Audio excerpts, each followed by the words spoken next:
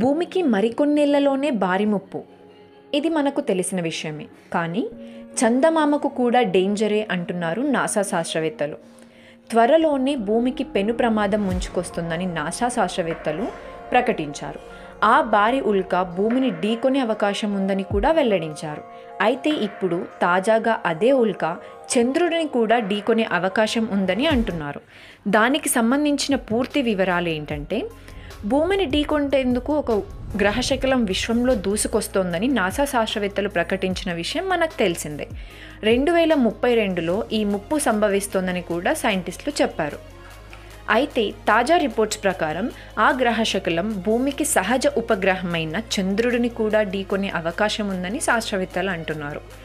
ఈ గ్రహశకలాన్ని డిసెంబర్ చివరలో నాసా నిధులతో పనిచేసే చిలీలోని asteroid terrestrial impact last alert system స్టేషన్లోని శాస్త్రవేత్తలు మొదటిసారి గుర్తించారు. 130 నుంచి 300 అడుగుల వెడల్పుతో ఆ ఉల్కా గ్రహశకలం ఉన్నట్లు గుర్తించారు. అయితే ఆ ఉల్క భూమిని ఢీకొనే అవకాశం 1.3% ఉందని అప్పట్లో శాస్త్రవేత్తలు అంచనా వేశారు. కానీ ఒక వారం వ్యవధిలోనే ఢీకొనే అవకాశం దాదాపు రెట్టింపు అయ్యి 2.3% పెరిగింది. అదే ఉల్క చంద్రుడిని ఢీకొనే అవకాశం 0.3%గా ఉందట.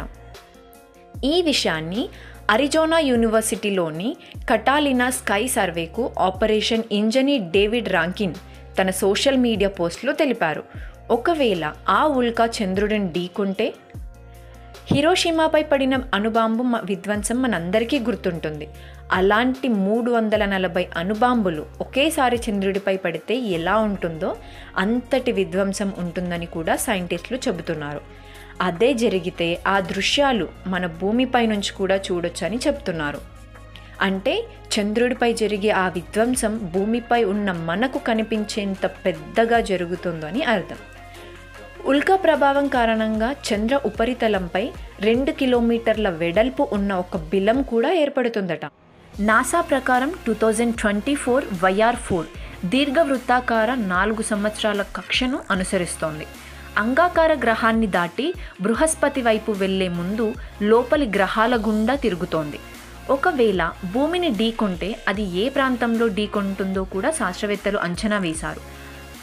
తూర్పు పసిఫిక్ మహాసముద్రం, ఉత్తర దక్షిణ అమెరికా, అట్లాంటిక్ మహాసముద్రం, ఆఫ్రికా, అరేబియా సముద్రం, దక్షిణాసియా ప్రాంతాల్లో ఆ ఉల్క భూమిని ఢీకొనొచ్చు.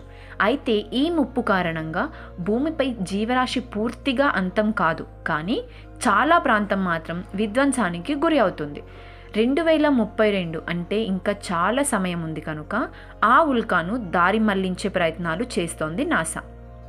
అలాగే చైనా వంటి దేశాలు ఇలాంటి ప్రమాదాలను ఎదుర్కోవడానికి ఇప్పటికే ఒక గ్రహ రక్షణ దళాన్ని ఏర్పాటు చేయాలని ఆదేశించాయి.